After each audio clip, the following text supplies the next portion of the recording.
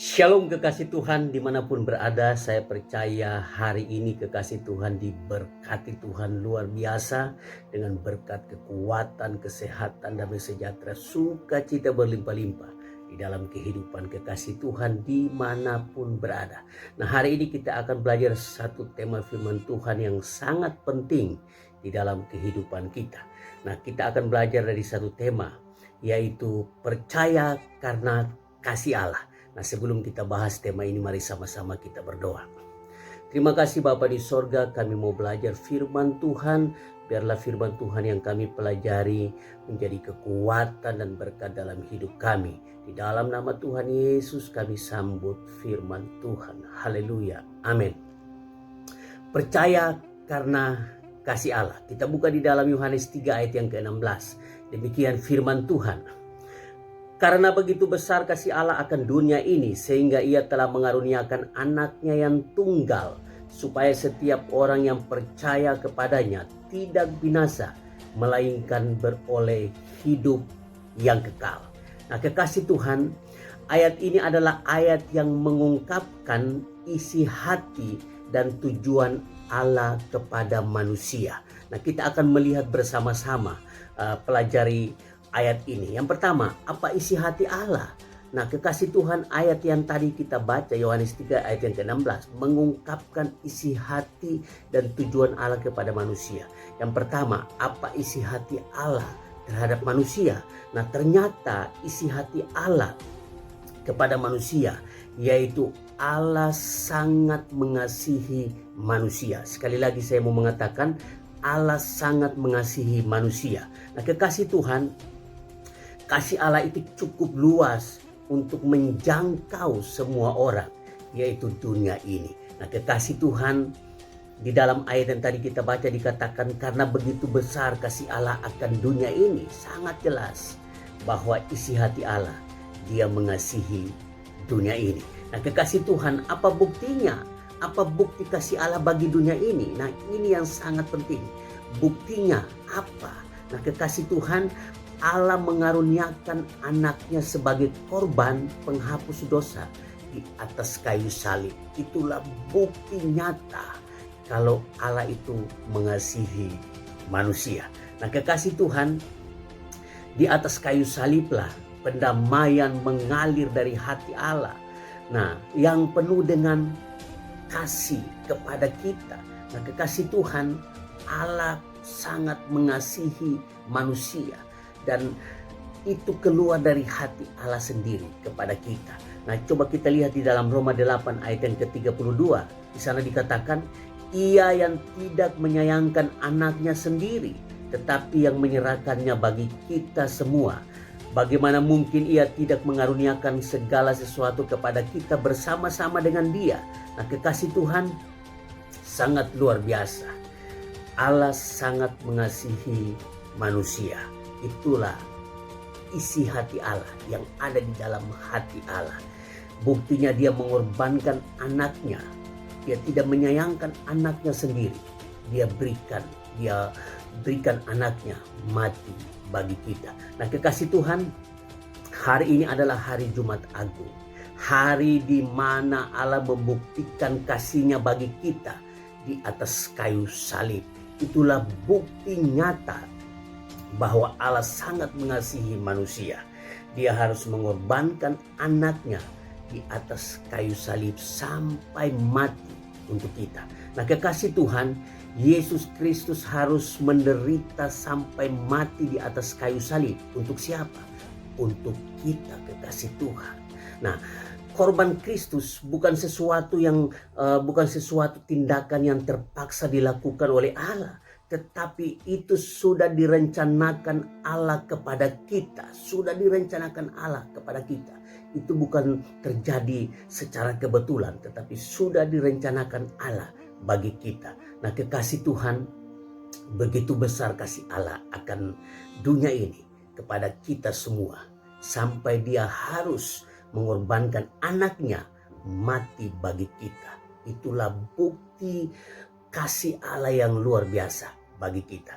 Yang kedua yang kita temukan di dalam Yohanes 3 ayat yang ke-16. Tadi yang pertama kita temukan isi hati Allah di sana. yaitu Allah mengasihi, Allah sangat mengasihi manusia. Dan yang kedua yang kita temukan yaitu tujuan Allah bagi manusia. Nah, kekasih Tuhan, apa tujuan Allah bagi manusia di dalam ayat Yohanes 3 ayat yang ke-16? Kita lihat bersama-sama. Nah, tujuan Allah yaitu supaya manusia menjadi percaya kepada Yesus Kristus dan diselamatkan. Itu tujuan Allah yang kita temukan di dalam Yohanes 3 ayat yang ke-16. Saya mengajak kita untuk baca sekali lagi Yohanes 3 ayat yang ke-16. Demikian firman Tuhan. Karena begitu besar kasih Allah akan dunia ini, sehingga ia telah mengaruniakan anaknya yang tunggal, supaya setiap orang yang percaya kepadanya tidak binasa, melainkan beroleh hidup yang kekal. Garis bawahi kata supaya di sana. Nah, kekasih Tuhan, kata supaya dalam ayat ini menunjukkan tujuan. Jadi tujuan kasih Allah melalui pengorbanan Yesus Kristus di atas kayu salib, yaitu supaya manusia menjadi percaya dan diselamatkan. Itu tujuan Allah yang kita temukan di dalam Yohanes 3 ayat yang ke-16. Dengan kata lain, menjadi percaya dan diselamatkan itu didahului oleh kasih Allah, anugerah Allah bagi kita. Saya mengulangi bagian ini, sangat penting. Kita menjadi percaya dan diselamatkan itu didahului oleh anugerah Allah, kasih Allah bagi kita. Jadi kekasih Tuhan, jangan dibolak-balik. Anugerah Allah dulu, barulah percaya dan diselamatkan. Itu urutannya kekasih Tuhan, jangan dibolak-balik.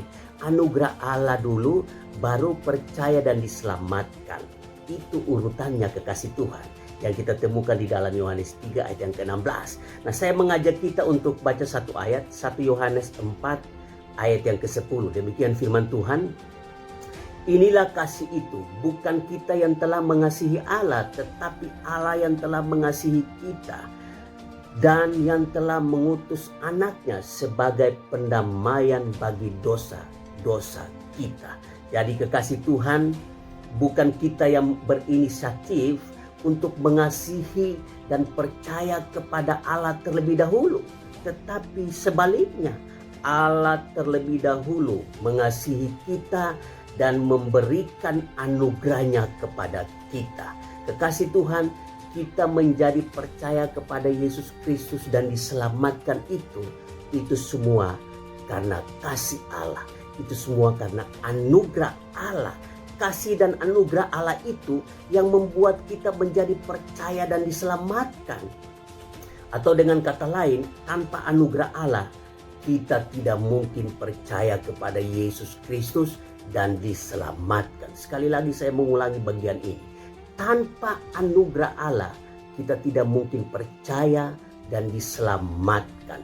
Kita tidak mungkin percaya kepada Kristus dan diselamatkan. Nah, kekasih Tuhan, kita lihat di dalam Efesus 2 ayat yang ke-8 sampai dengan ayat yang ke-9. Kita lihat ayat ini bersama-sama. Efesus 2 ayat yang ke-8 dan ayat yang ke-9 mengatakan begini. Sebab karena kasih karunia kamu diselamatkan oleh iman. Itu bukan hasil usahamu, tetapi pemberian Allah. Ayat yang ke-9, itu bukan hasil pekerjaanmu. Jangan ada orang yang memegahkan diri. Nah, kekasih Tuhan, ayat yang ke-9 ini merupakan respon kita kepada kasih Allah.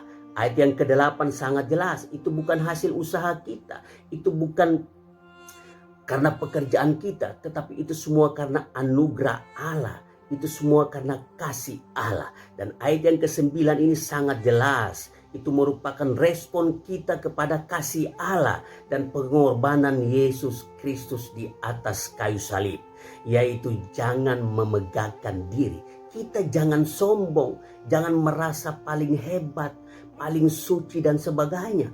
Nah, kekasih Tuhan, itu semua karena anugerah Allah. Oleh sebab itu, ayat yang ke-9 sangat jelas mengatakan jangan memegahkan diri, jangan sombong, jangan menganggap yang paling hebat dari semuanya, paling suci dari semuanya. Kekasih Tuhan, kita ada sampai hari ini, kita masih bisa makan, masih bisa kerja, masih bisa jalan-jalan kemana-mana, masih bisa lakukan segala sesuatu. Dan kita diselamatkan itu semua karena anugerah Allah. Itu semua karena kasih Allah bagi kita melalui pengorbanan Kristus di atas kayu salib. Kekasih Tuhan, pengorbanan Kristus di atas kayu salib itu merupakan puncak dari kasih Allah bagi kita. Luar biasa kekasih Tuhan. Hari ini kita memperingati hari Jumat Agung, di mana Yesus harus mati bagi kita. Itu adalah puncak dari kasih Allah bagi kita. Nah, kekasih Tuhan, kita ada sampai hari ini. Itu semua karena anugerah Allah, kasih Allah bagi kita. Kita menjadi percaya dan diselamatkan karena kasih Allah bagi kita. Kekasih Tuhan, kita ada sampai hari ini. Kita bisa percaya kepada Yesus Kristus dan diselamatkan. Itu semua karena kasih anugerah Allah bagi kita. Nah, kekasih Tuhan, mari kita harus banyak-banyak bersyukur kepada Tuhan Yesus Kristus. Sebab karena pengorbanannya di atas kayu salib, kita diselamatkan. Dan kita masih hidup sampai hari ini. Itu semua karena anugerah Tuhan. Nah, kekasih Tuhan, mari kita bersyukur kepada Tuhan. Karena kasih Tuhan itu luar biasa. Puncak kasih Tuhan terjadi di atas kayu salib, di mana Yesus harus mati bagi kita. Nah, kekasih Tuhan, kita menjadi percaya dan diselamatkan. Itu semua karena kasih Allah dan anugerah Allah bagi kita. Kita ada sampai hari ini. Kita akan menikmati keselamatan kekal. Itu semua karena anugerah Allah terjadi di atas kayu salib. Yesus mati bagi kita. Dia menderita sampai mati. Itu bukti kasih Allah bagi kita. Oleh sebab itu kekasih Tuhan, jangan ada orang yang sombong. Kita jangan sombong dan kita harus banyak-banyak bersyukur kepada Tuhan. Hidup dalam kebenaran. Itu yang Tuhan inginkan dari kita. Nah, kekasih Tuhan, mari hari ini kita memperingati Jumat Agung di mana Yesus harus mati bagi kita. Mari kita merenungkan bersama-sama. Begitu besar kasih Allah bagi kita. Dan tujuan kasih Allah itu, yaitu supaya kita menjadi percaya dan diselamatkan. Itu tujuan kasih Allah di dalam kehidupan kita. Semuanya terjadi oleh karena kasih dan anugerah Allah di dalam kehidupan kita. Demikian firman Tuhan hari ini. Tuhan Yesus memberkati kita semua. Semoga di hari Jumat Agung ini membawa kita untuk lebih lagi mengasihi Tuhan di dalam kehidupan kita. Mari sama-sama kita berdoa. Terima kasih Bapa di sorga, kami sudah belajar firman Tuhan. Ajari kami agar supaya kami senantiasa bersyukur atas anugerah kasih Allah dalam hidup kami. Kami ada sampai hari ini, itu semua karena anugerah Allah dalam hidup kami. Terima kasih Tuhan atas kasih dan anugerah Tuhan dalam hidup kami. Di dalam nama Tuhan Yesus Kristus kami berdoa dan mengucap syukur. Haleluya. Amin.